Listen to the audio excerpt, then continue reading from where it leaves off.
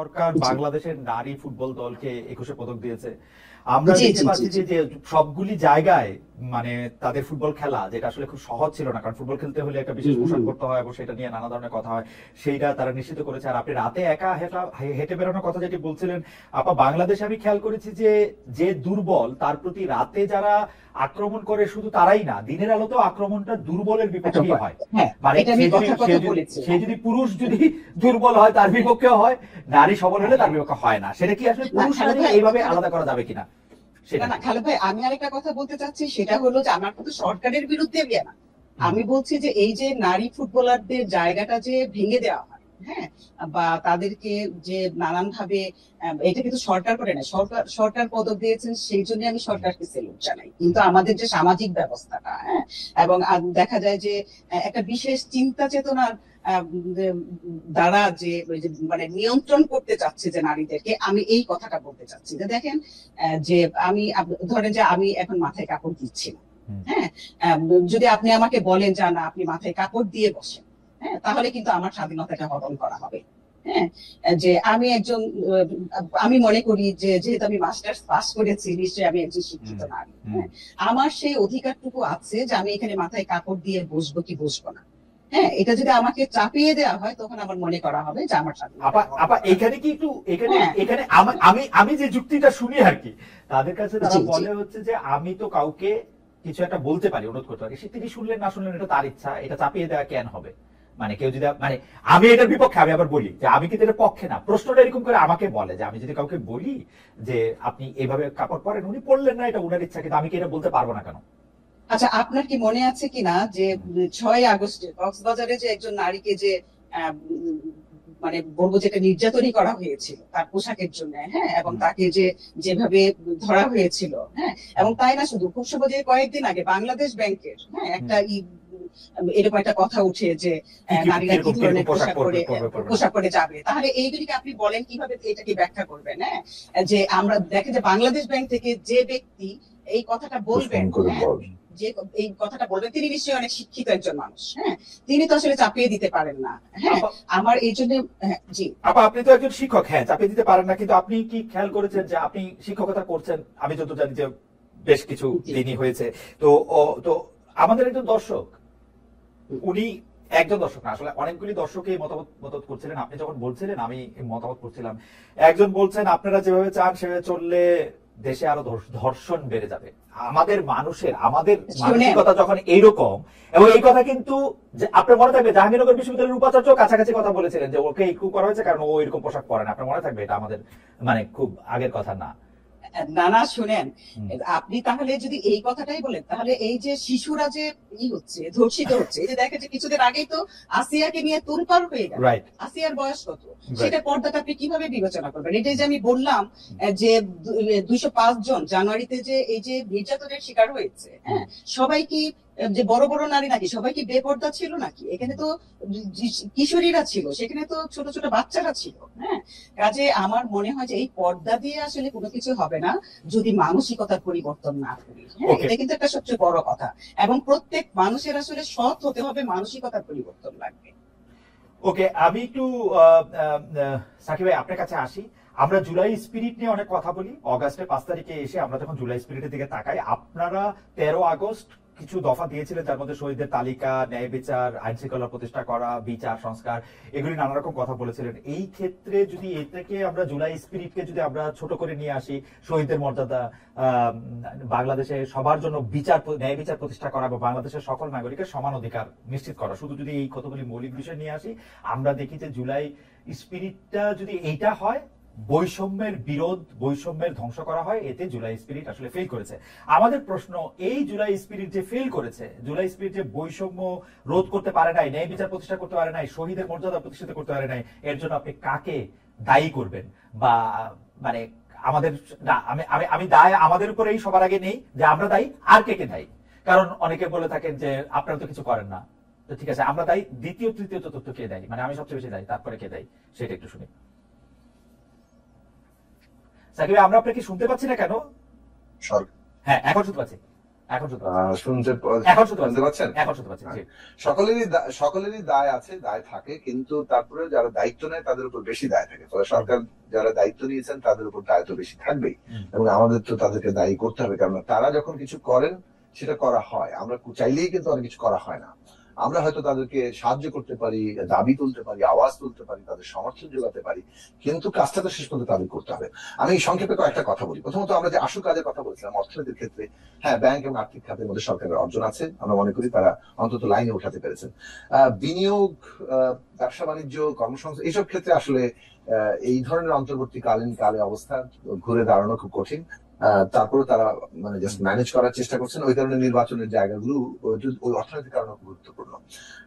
যদি আসি যে ধরেন সংস্কারের প্রশ্ন, এই ক্ষেত্রে সরকার তুলনামূলকভাবে সফল। মানে সংস্কারের কমিশন করা, রিপোর্ট দেওয়া, ঐকমত্য কমিশন করা, সেটা নিয়ে সব দলের সাথে বসা, স্টেক হোল্ডারদের সাথে বসা, এবং ন্যূনতম জাতীয় ঐকমত্য তৈরি করা, কারণ ওইটাই কিন্তু আমাদের মূল লক্ষ্যের জায়গা, ক্ষমতা কাঠামো, ক্ষমতা ব্যবস্থার বদল। সেই জায়গায় তারা করেছেন, এবং এখন হচ্ছে যে এই জাতীয় সনদটা কিভাবে বাস্তবায়ন হবে সে বিষয়ে একটা ঐকমত্য তৈরি করা। আগামী নির্বাচন হবে এবং সংসদটার ক্যারেক্টার কি হবে, এটা কি সংবিধান সংস্কার সভার নির্বাচন হবে, সংস্কার পরিষদ নির্বাচন হবে, নাকি এটা সাধারণ পার্লামেন্ট হবে?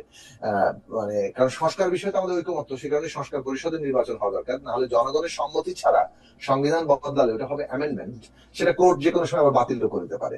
কিন্তু গণপরিষদে যেভাবে জনগণ সংসদ একটা পার্লামেন্টকে সংবিধান তৈরির এখতিয়ার দেয়, আমরা বলছি যে যেহেতু এখন নতুন সংবিধান আমরা এজেন্ডা না, সকলের এজেন্ডা না, ঐকমত্য হচ্ছে সংস্কার। ফলে সংস্কার মৌলিকভাবে করতে গেলে এটাও জনগণের এখতিয়ার নিতে হবে, এবং জনগণের এখতিয়ার দিবে আগামী পার্লামেন্টকে, যে এই পার্লামেন্ট এই বিদ্যমান সংবিধানের মৌলিক সংস্কার করতে পারবে। সে কারণে এটা সংবিধান সংস্কার পরিষদের নির্বাচন হওয়া উচিত। একই সাথে সেটা আবার জেনারেল পার্লামেন্ট হিসেবেও কাজ করবে, 5 বছরের সরকার গঠন এবং পরিচালনার ক্ষেত্রেও কাজ করবে, এবং হয়তো একটা নির্দিষ্ট সময়ের মধ্যে সংবিধান সংস্কার করবে, সেটা 6 মাস 1 বছর। এই জায়গাগুলো নিয়ে এখন ঐকমত্য হয়নি, এটা একটা দিক। কিন্তু অন্য জায়গায় যদি আমি ধরি সংস্কারের ক্ষেত্রে, যেমন ধরেন পুলিশ সংস্কার, প্রশাসন সংস্কার, মিডিয়া সংস্কার, শ্রম সংস্কার এবং নারী সংস্কার কমিশন, আরো অনেকগুলো হয়নি, আরো অনেকগুলো গুরুত্বপূর্ণ ক্ষেত্র ছিল, স্বাস্থ্য সংস্কার, শিক্ষা ব্যবস্থা সংস্কার, কোনো কমিশন হয়নি। এইগুলো অনেকগুলো জায়গায় কিন্তু সরকার এখনই বাস্তবায়ন করতে পারে, এবং এগুলো প্যারালালি রাজনৈতিক দলগুলোর সাথে হয়তো একটা সমন্বয়ের জায়গা থাকলেই তারা বাস্তবায়ন করতে পারতো, এবং যেটা আমাদেরকে নতুন ব্যবস্থার জন্ম দিচ্ছে, এরকম একটা অনুভূতির জায়গায় নিয়ে যেতে সাকিব, আমি মোটা দাগে আপনার সাথে একটু আলোচনা অংশগ্রহণ করি বেয়াদবি না নিলে। সেইটা হইল যে এগুলিতে কোনো সংস্কারের দরকারও নাই। যেমন শেখ হাসিনার ক্ষেত্রে, আমি গণমাধ্যমের কথাটা প্রথম বলি, শেখ হাসিনার ক্ষেত্রে শেখ হাসিনা কুক্ষিগত করে রাখছিল অনেকগুলি টেলিভিশন, সেগুলিকে কাউরে লোভ দেখায়, অনেকগুলি পত্রিকা সেগুলি কাউরে লোভ দেখায়, কাউরে ভয় দেখায়। কিন্তু এখন তো আপনি সরকারে আছেন, এখন আপনার কোনো পত্রিকাতে আপনার লোভও দেখানো দরকার নেই, ভয়ও দেখানো দরকার নেই, জনকণ্ঠ আপনার দখলও করা দরকার নেই, দখল মুক্তও করা দরকার নেই। আপনি বিটিভিটারে আপনি স্বাধীন করে আপনি দেখান, বিএসএসটারে আপনি স্বাধীন করে দেখান, বিটিভির খবর আপনি ডক্টর মোহাম্মদ ইউনূস আজকে বলেছেন এই কথা না দিয়ে আপনি দেখান, তাহলেই তো হয়। এটাতে আপনার কোনো সংস্কারই করা দরকার নাই। আপনি একজন হেড অফ নিউজ বিটিভিতে নিয়োগ দেন, যে একটা খবর দিবে, যে এই খবরটা ডক্টর মোহাম্মদ ইউনূস ছাড়া অন্য কিছু দিয়ে শুরু হবে। তো আপনি তো শেখ হাসিনার স্কুলে, প্রাইমারি স্কুলে ছাত্র নিয়ে সেখানে বসেছেন, এটা তো সংস্কারও দরকার প্রত্যেকটা ক্ষেত্রে। যুক্ত করি এটা যে আমাদের বিবেচনায় মিডিয়াতে আরো বেশ কিছু সংস্কারের প্রয়োজন আছে, এভাবে এই মোনোপলি দিয়ে চললে হবে না। আমি তো বলতেছি যে সংস্কারের তো আরো প্রয়োজন আছে, কিন্তু আপনি যে বেগম খালেদা জিয়ার বিটিভি, মানে এটা শুরু করতে পারতেন, শেখ হাসিনার বিটিভি আর ইউনূসের বিটিভি একই রাখলেন, এটা কি এরকম কথা? সরকারের যে কথা বলেছিলেন যে কিছু ক্ষেত্রে তারা দৃষ্টান্তমূলক কাজ করবে, যেখানে মনে হবে যে আমাদের একটা নতুন ব্যবস্থার জন্ম নেওয়া সম্ভব, এবং পলিটিক্যাল উইল থাকলে সেটা সম্ভব। এবং এই দৃষ্টান্তমূলক জায়গাগুলোতে তারা কি কি করেছেন আমরা আশা করি এর একটা হিসেব হবে, হয়তো 1 বছরেও আরো হিসেব করবো, আমরা 8 তারিখে আরো কতগুলো জায়গায় কথা বলতে পারবো। কিন্তু যে জায়গায় আমি বলতে চাইছি যে সরকার কোন কোন জায়গায় ধরেন মানে সরকারকে আমরা অসন্তুষ্ট অথবা জনগণের মধ্যে অসন্তোষ আছে, সেটা হচ্ছে শহীদের তালিকা এবং তাদেরকে রাষ্ট্রীয় মর্যাদা এই 5 তারিখেও দেওয়া হলো, যদিও আজকে একটা সংবর্ধনা দেওয়া হয়েছে বিভিন্ন জেলায় জেলায়, কিন্তু রাষ্ট্রীয় মর্যাদা এবং তালিকা পূর্ণ করা, এটা কিন্তু এই 1600 শহীদের কিংবা 2000-এর নিচে আজকে ঘোষণাপত্র উল্লেখ করা হয়েছে প্রায় 2000। তার মানে এই সংখ্যাটা কিন্তু যা, তাতে এটা সরকারের যে হাত এবং ক্ষমতা এবং তার যে লোকবল, তাতে এটা অসম্ভব কিছু ছিল না। আমার মনে হয় যে এখানে সরকারকে এই ব্যাখ্যা দিতে হবে। তারপরে ধরুন বিচারের প্রশ্নেও কিন্তু, যেটা আমি আগেই বলেছি যে প্রয়োজনীয় ট্রাইব্যুনাল এবং ইত্যাদি, প্রত্যেকটা মামলা হওয়া, তদন্ত, চার্জশিট, এগুলোর জন্য যে লোকবল দরকার সেটা এঙ্গেজ করাটাই কিন্তু আমার দরকার। কারণ এই ক্ষোভ আমরা বারে বারে যদি শুনতে পাই, তখন আমার মনে হয় যে মানে এইটা একটা খুবই বেদনাদায়ক পরিস্থিতি সৃষ্টি করে। তারপরে ধরুন নিরাপত্তা এবং এই প্রশ্নে এসে এই সরকারের ক্ষেত্রে আমরা সত্যি সত্যি একটা বেশ মাঝে মাঝে মনে হয় যে কেন তারা এটা ব্যর্থ হচ্ছে। হ্যাঁ, পুলিশ বাহিনী ভেঙে পড়েছিল, তাকে পুনর্গঠনের জন্য 1 বছর তো সময় পেয়েছেন। সেই ক্ষেত্রে আপনাদের জবাবদিহিতার জায়গাটা যদি প্রতিষ্ঠা না করা যায়, ধরুন একটা উদাহরণ দিই, যে লালবাগে পুলিশের থানার পাশে খুব অল্প দূরত্বে কিন্তু একজনকে এইভাবে নৃশংসভাবে হত্যা করা হলো। তো পুলিশের সেখানে যে কর্মকর্তারা ছিলেন তারা কি এটার জন্য অ্যাকাউন্টেবল হয়েছেন? তাদেরকে কি কোনো জবাবদিহি করা হয়েছে? তাদেরকে কি মানে কোন রকম শাস্তিমূলক কোন বিভাগীয় ব্যবস্থা নেওয়া হয়েছে? সেগুলো জায়গাটা না হলে সবাই মনে করতে পারবে আমি তো অপরিহার্য, কিছু না করলেও চলে, এবং সবকিছু একটা পুলিশ বাহিনী মানে ভঙ্গুর, পুলিশ বাহিনী কাজ করছে না, এই কথা বলে যদি আমরা বছর পার করি, এভরিথিং জাস্টিফাইড হয়। শুধু তাই না, আপনি রাষ্ট্রের মানে যেগুলো ফিলসফির দিক থেকে রাষ্ট্র ধারণাই ন্যায় বিচারের সাথে ওতপ্রোতভাবে যুক্ত। রাষ্ট্র যদি ন্যায় বিচার দিতে না পারে সেই রাষ্ট্র টিকবে না। শেখ হাসিনা তার রাষ্ট্র ফেল করেছে কেন? কারণ হচ্ছে যে সে ন্যায় বিচার জায়গা থেকে সরে গিয়ে অত্যাচারকে তার ভিত্তি করেছিল। এখন আপনি মব আক্রমণকে যদি একটা মানে এটাকে যদি অ্যালাউ করেন অথবা এটাকে নানাভাবে আপনি মানে প্রচ্ছন্ন ভাবে হলে সমর্থন দেন, তাহলে যেটা হবে যে এটা তো এইটাই পদ্ধতি হিসেবে ছড়িয়ে পড়বে, তখন রাষ্ট্র বলে কিছু থাকবে না। রাষ্ট্রকে এনফোর্স করতে হলে, তাকে উপস্থিত হতে হলে জনগণের স্বার্থে, তখন কিন্তু জবাবদিহির প্রশ্নটা থাকে। এই সরকারের কাছ থেকে প্রতিটি কর্মকর্তার যে জবাবদিহির জায়গাটা আমরা দেখেছিলাম সেটা হয়নি। উল্টো বলবো, পুরনো বন্দোবস্ত, নিয়োগ, বদলি, পদোন্নতি, অথবা এই যে সারা দেশময় ছড়িয়ে ছিটিয়ে থাকা ক্ষমতা ব্যবহার করে পেট্রন ক্লায়েন্ট রিলেশনশিপ, আমি একদিন আপনার সাথে আলোচনা করেছিলাম এর উপর ভিত্তি করে কিভাবে বকরাজীবী মানে কাঠামোটা দাঁড়িয়ে আছে। এইটা তো বদল হয়নি, উল্টো পুরনো দল, বড় দল, মানে এখন তো চাঁদাবাজের তালিকায় বিএনপির নাম, জামাতের নাম আসছে, আমরা রাজশাহীর তালিকায় দেখলাম। এখন এনসিপি নতুন দল, তরুণরা যেখানে নতুন শক্তি হিসেবে একটা এই বিপ্লব কিংবা এই অভ্যুত্থানের যে আকাঙ্ক্ষা তাকে গঠন করার জন্য মানে নিয়োজিত থাকবেন, তারা এখন সচিবালয় থেকে ইউনিয়ন পরিষদের তহসিল অফিসে বসে থেকে নানান ভাবে মানে টাকা পয়সা রোজগারে ব্যস্ত হয়ে পড়বেন। এইটা যে কত বড় একটা আপনি যেটাকে বলছেন যে প্রচ্ছন্ন ভাবে মানে এই যে আইন নিজের হাতে তুলে নেওয়াকে প্রচ্ছন্ন ভাবে সমর্থন জানানো হচ্ছে, আমি প্রচ্ছন্ন আমি দেখি প্রত্যক্ষ ভাবে সমর্থন জানানো হয়েছে। আমি জানতে চাইলাম এনসিপি নেতারা যখন সারা বাংলাদেশ ঘুরতেছেন, তারা আমাদের খুব প্রিয়, তারা সার্কিট হাউসে কি করে থাকতেছেন? তখন তারা আমাদের জবাব দিচ্ছেন না আমরা তো শুরু থেকেই জাতীয় নেতা, সেজন্য আমরা সার্কিট হাউসে থাকছি। তারা যখন আইন হাতে তুলে নিচ্ছেন, তারা তখন বলতেছেন যে আমরা তো আইন হাতে তুলে নিবই, কারণ এই কাজগুলো ঠিক মতো হইতেছে না, এবং সরকারের পক্ষ থেকে এটাকে সমর্থন জানানো হইতেছে। আমাদের কারো কোনো সাকিব, একটা ছোট করে প্রশ্ন করি, আমি আপনার কাছে আবার একটু ঘুরে আসবো, কারণ আপনাকে ছেড়ে দিতে হবে, আমি সময় পাকা হয়ে আপনাকে একটু ছোট করে প্রশ্ন করে এসেছি। এইটা কি ডক্টর মোহাম্মদ ইউনূস এবং তার পারিষদ এটা বোঝেন না যে আইন এবং বিচার এটা নিজের হাতে তুলে নিলে এটা তারপরে সরকার তারা চালাতে পারবেন না, তারা ধীরে ধীরে আরো অনেক বেশি দুর্বল হবেন? তারা কেন এটাকে ডিফেন্ড করতে গেলেন? মানে ইয়াটা কি? এখন আবার দেখেন তাদের অবস্থা এমন হয়েছে, তারা এখন এনসিপি থেকে তাহলে শুধু দূরেই থাকতে চান তারা। মানে এটা এরকম কেন করলেন তারা? মানে এটাকে প্রথমে এত ইয়াই করলেন কেন, এখন কেন এরকম করতেছেন? এখন ধরুন এর বিচার বিশ্লেষণ করতে একটু সময় সাপেক্ষ ব্যাপার, আপনারই কম সময়ের মধ্যে হবে না। মানে গোনার সময়ে যদি 5 থেকে 8 তারিখ কিংবা তার পরবর্তী মানে অব্যবহিত কয়েকদিনে ধরুন, আপনার তো এই বিষয়ে আপনার জানা আছে, আপনিও পড়াশোনা করেছেন, যে আমরা ইতিহাস জানি যে কোনো অভ্যুত্থান কিংবা বিপ্লবী পরিবর্তনের সময় খুব গুরুত্বপূর্ণ। মানে যে কাজটা আপনি তখন মানে আজকে করতে পারেন, ওই কাজটা আপনি কালকে নাও করতে পারতে। ফলে ওই যে মানে 5, 6, 7, 8 সরকার গঠন, আমাদের পলিটিক্যাল ডিরেকশন কি হবে, আমরা কোন কোন কাজগুলো কিভাবে করব, কোন প্রতিষ্ঠান বদলাবো, কোন প্রতিষ্ঠান দাঁড়াবো, তারপরে অনেক তর্ক উঠেছে না, সংবিধান, রাষ্ট্রপতি, তারপরে এটা সেটা বহু কিছু নিয়ে কিন্তু হয়েছে। কিন্তু আমরা যে সময় এই পুরো ডিরেকশন ঠিক করার কথা, পলিটিক্যাল পার্টিগুলোর যেহেতু এটা একটা একক শক্তি নিয়ন্ত্রণ করছে না, নির্ধারক শক্তি হয়ে ওঠে নাই, সেহেতু কালেকটিভ হচ্ছে এখানে কালেকটিভ মানে আপনাকে কনসেনসাসের উপর দাঁড়িয়ে কাজটা করতে হবে। সেই জায়গা থেকে আমাদের কনসেনসাস কি, পলিটিক্যাল ডিরেকশনের কনসেনসাস কি, সেই জায়গাগুলো ঠিক করা দরকার ছিল। তাহলে হয়তো এই সরকার আরো অনেক বেশি ডিসাইসিভলি কাজ করতে পারতো। তাদের মধ্যে যে দোদুল্যমানতা দেখি, দৃঢ়তার অভাব দেখি, এবং আমলাতন্ত্রের কাছে মানে যাকে বলে যে হেরে যাওয়া কিংবা তাদের জোয়ালে বন্দী হয়ে যাওয়া দেখি, অর্থাৎ পুরনো বন্দোবস্ত, মানে আমলাতন্ত্রকে আমি মানে বলছি তারা যেহেতু পুরনো বন্দোবস্তেই চলছেন এবং সেইটার কাছেই তারা একভাবে তাদের জোয়ালে আটকে যাচ্ছেন আমাদের উপদেষ্টারা, তার মানে হচ্ছে যে এটাকে অতিক্রম করার জন্য তাদের একটা শক্তি দরকার ছিল, যে শক্তি অভ্যুত্থান তাদের দিয়েছে, কিন্তু রাজনৈতিক দল অথবা প্রতিনিধিত্বের সাথে যথেষ্ট যোগাযোগের অভাবের কারণে তারা সেই শক্তির প্রয়োগ ঘটাতে পারছে না। এইটা আমি মনে করি পলিটিক্যাল ডিসিশন হিসেবে একটা তাদের ফেইলিয়ার হয়েছে। তো এইটা হচ্ছে এখনো, এটাকে কাটিয়ে ওঠা তাদের দরকার ছিল। তারা যদি এটা কাটিয়ে উঠতে পারেন এখনো, তারা আগামী 6 মাস, যেমন ধরেন সবচেয়ে গুরুত্বপূর্ণ বিষয় আসবে নির্বাচনের, তো একটা সময়সীমা ঘুরতে হয়ে গেল, এখন তফসিল ঘোষণায় সুনির্দিষ্ট তারিখ আসবে আমরা জানি, ধরেন 15ই ফেব্রুয়ারির মধ্যে 10ই ফেব্রুয়ারির মধ্যে এটা আসবে, রোজার আগে যদি বলেন তাহলে রোজার এক সপ্তাহ আগে যদি ধরি আমরা 10, 11, 12 এরকম, এরপরে যাওয়া যাবে না। আপনি তো নির্বাচনের পরিবেশটাকে ঠিক মতো হবে, এটা খুব গুরুত্বপূর্ণ প্রশ্ন। আইন শৃঙ্খলা পরিস্থিতি, পুলিশ প্রশাসন সংস্কার না করে এই নির্বাচনের পরিবেশটা কিভাবে তৈরি হবে, সেই কথা কিন্তু আওয়াজটা আমাদের এখন তুলতে হবে। তাহলে এই পুরো জায়গাটাতে সরকারের যে করণীয় জায়গা, সেখানে তাদের যে দৃঢ়তা দেখা দরকার। আমি আপনার কাছে আসছি, আপনার কাছে আসছি নির্বাচনের পরিবেশ। আর আপনি যেটা বললেন যে একটা লাইন বলতে শেষ করে, ভাগে ছিলেন যারা তাদের একটা অংশ একটা রাজনৈতিক দল করেছে, পুরোটাই না কিন্তু, এবং আগে আমি সেটা নিয়ে বলেছি, কিন্তু তাদের এই অংশ হয়তো তাদের জীবনের নিরাপত্তা নিশ্চিত রাষ্ট্রের দেখার দায়িত্ব আছে, সেটা খুবই গুরুত্বপূর্ণ, এবং তাদের জীবনের নিরাপত্তা, তাদের উপর যাতে কোনো হামলা না হয় সেইগুলো তাদের দেখতে হবে। কিন্তু এইটাই তো আমাদের প্রশ্ন, যে আমরা এটা বলেছিলাম এনসিপি গঠনের আগেই বলেছিলাম যে আপনাদের উচিত হবে ক্ষমতা থেকে বেরিয়ে গিয়ে আপনারা রাজনৈতিক দল গঠন করে জনগণের কাছে যান।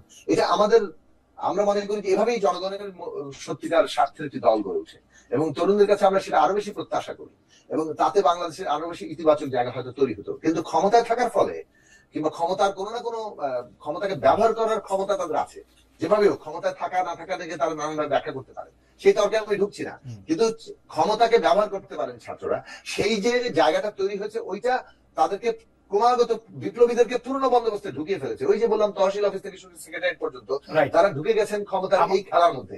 এটা খুবই বিপ্লবের শক্তির একটা অপচয় হয়েছে। আমরা এখনো আশাবাদী, আমি তরুণদের উপর আশা রাখতে চাই, কারণ আশা না রেখে আমরা মনে করি যে তরুণরা যে এই 24-এর অভ্যুত্থান করতে পেরেছেন, তারাও এই অবস্থাও হয়তো বদল করতে পারবেন, এবং সেই আশাটা রেখেই শেষ করতে চাই। কিন্তু লক্ষণগুলো খুবই নেতিবাচক, এবং মনে হয় যে পুরনো লক্ষণ।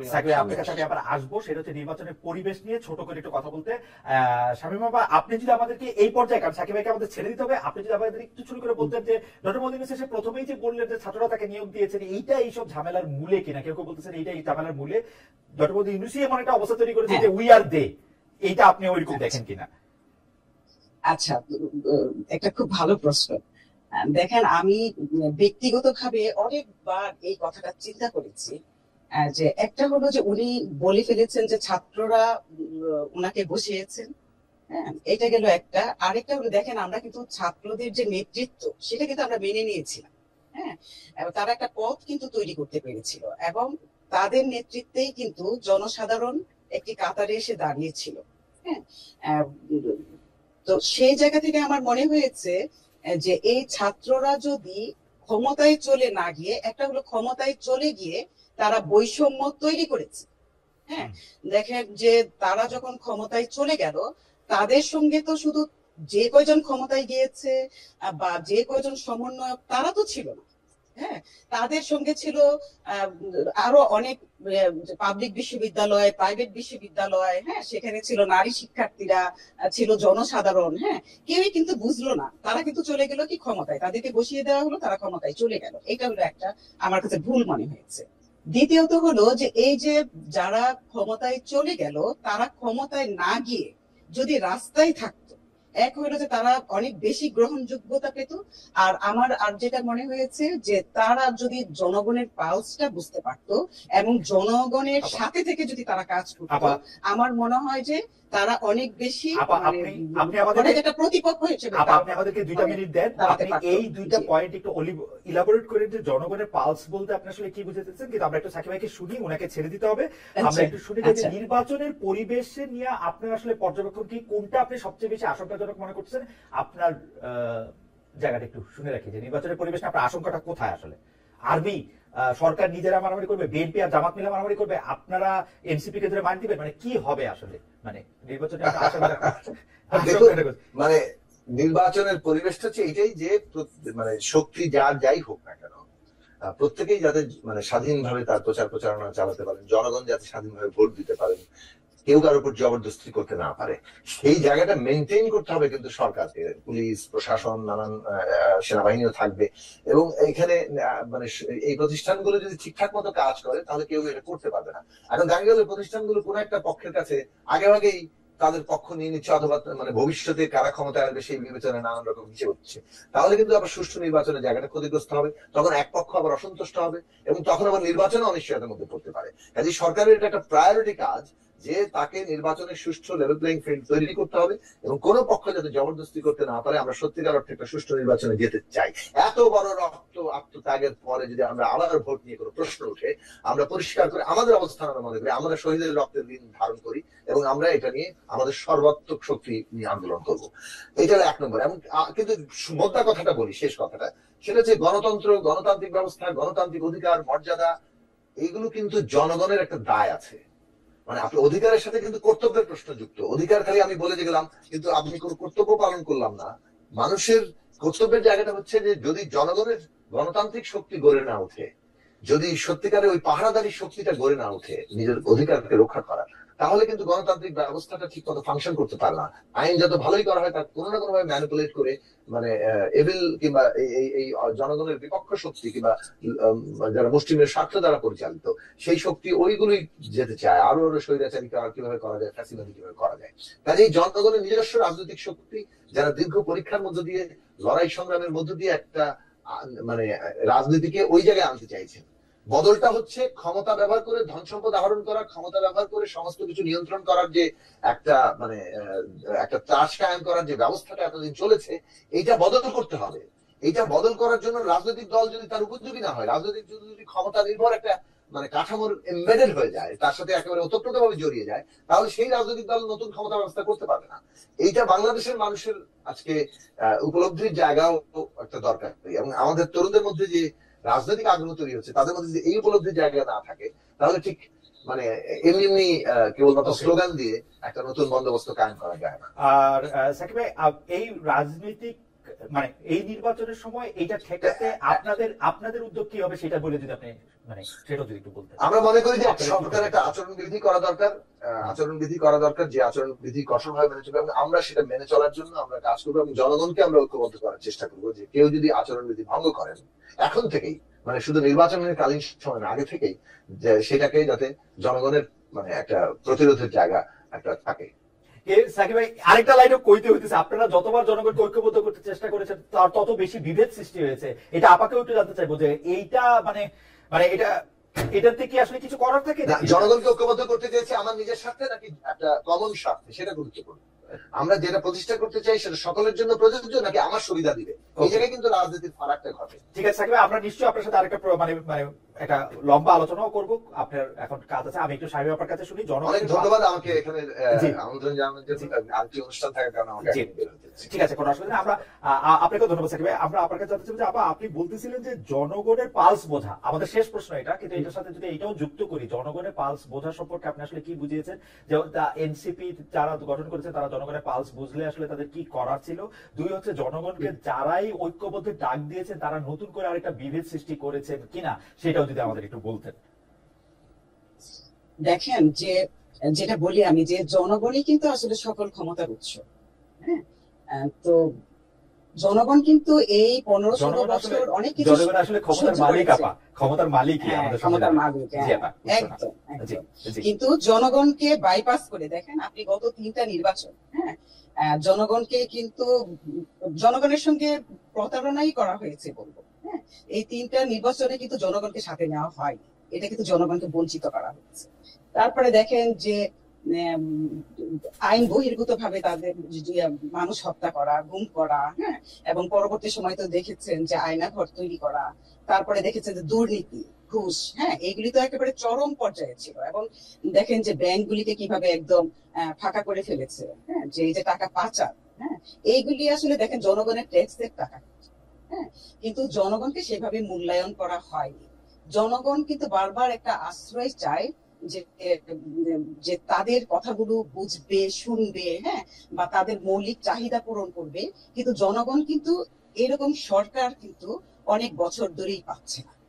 হ্যাঁ, সেই জায়গা থেকে আপনি দেখেন যে যদি এই আমাদের যে শিক্ষার্থীরা যেভাবে তারা নেতৃত্ব দিয়েছিল, হ্যাঁ, একটা হলো যে জনগণ যেভাবে মানে সরকার যেভাবে সন্তানদেরকে হত্যা করছে, হ্যাঁ, বা শিক্ষার্থীদের হত্যা করছে, জনগণকে হত্যা করছে, সেই জায়গা থেকেও কিন্তু জনগণ রাস্তায় এসেছে, কিন্তু তারা কিন্তু নেতৃত্বটা দিয়েছে। হ্যাঁ, তো সেই জায়গা থেকে আমার মনে হয়েছিল যে জনগণ তাদেরকে মেনে নিয়েছিল, জনগণ তাদের কথা মতো যে যে গাইডলাইন দিয়েছিল সেই গাইডলাইন অনুযায়ী জনগণ চলার চেষ্টা করেছে। সেই জায়গা থেকে ওরা যদি জনগণের সঙ্গে মিশে যেত, জনগণের যে দুঃখ দুর্দশার কথাগুলি যদি শুনতো, ধরেন যে জনগণের পক্ষ হয়ে যদি বলতো যে আর ঘুষ চলবে না এই দেশে, আর দুর্নীতি হবে না এই দেশে, তোমরা তোমাদের গণতান্ত্রিক যে অধিকার ভোটাধিকার সেটা তোমরা প্রয়োগ করতে পারবে, তোমরা কথা বলতে পারবে, তোমাদের বাক স্বাধীনতা থাকবে, তোমাদের বাক স্বাধীনতা কেউ হরণ করবে না, এই ব্যাপারগুলি যদি আসলে এই শিক্ষার্থীরা যদি আমলে নিত, আমার মনে হয় যে তারা জনগণের কাছের মানুষ হতে পারত। কিন্তু আরেকটা জিনিস হচ্ছে যে ঐক্যবদ্ধ হওয়া কি এই জাতির পক্ষে সম্ভব কিনা, বা মানে মোটা দাগে ঐক্যবদ্ধ হওয়া সম্ভব কিনা কোন একটা গ্রেটার কজের জন্য। আমরা একটা ক্লাসরুম সিচুয়েশনে মানে আমারও পাবলিক বিশ্ববিদ্যালয়ে ক্লাসরুমের অভিজ্ঞতা থেকে আমি জানি যে ক্লাসরুম একটা দেশের প্রতিনিধিত্ব করে, কিন্তু আসলে বিশেষ করে পাবলিক বিশ্ববিদ্যালয়ের ক্লাসরুমগুলো আমরা কি আসলে মানে ঐক্যবদ্ধ একটা নেশন বলতে যেটা বুঝায় সেইটা কি আমাদের জন্য একটা ইউটোপিয়ান ধারণা কিনা? আচ্ছা শুনেন, আপনি তো ক্লাসরুমের কথা বলছেন, আমরা পরিবারের মধ্যে চলে আসি না? যে আমরা যখন একটি পরিবারের মধ্যে থাকি তখন পরিবারের সবার মতামত সবসময় এক হয় না, সবাই কিন্তু এক হয় না।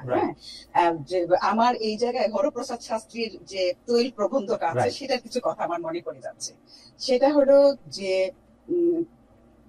তুমি যতটুকু বলতে চাও, তুমি ততটুকুই বলার চেষ্টা করো। সেইটা বলার জন্য তোমার যদি আরবি, ফার্সি, হিন্দি, বা বন্য যে কোনো ভাষা থেকে যদি তোমার ভাষা নিতে হয়, তুমি সেখান থেকে ভাষা নাও, একমাত্র অশ্লীলতা ছাড়া। আমি যেটা বলতেছিলাম যে পরিবারের মধ্যে আসলে হয়তো আমাদের মতামত এক হয় না, কিন্তু এক না হয়ে একতাবদ্ধ হইতে তো কোনো দোষ নাই। কারণ এক একজনের এক একটা কাজ আছে, কেউ একটা ছোট স্ক্রু, কেউ একটা বড় তার কাটা, কিন্তু সবাই মিলে একটা নতুন যন্ত্র তৈরি করতে তো কোনো অসুবিধা নাই। সবার তো এক হইতে হবে তা না।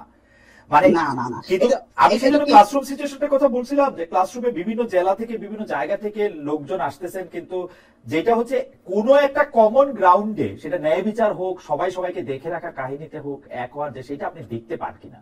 মানে আমাদের রাজনীতিবিদরা আমাদের বলেন যে আমরা একতাবদ্ধ হইতে হবে, কিন্তু যতবার একতাবদ্ধের কথা বলেন তত বেশি আমরা বিভেদের জায়গা দেখি।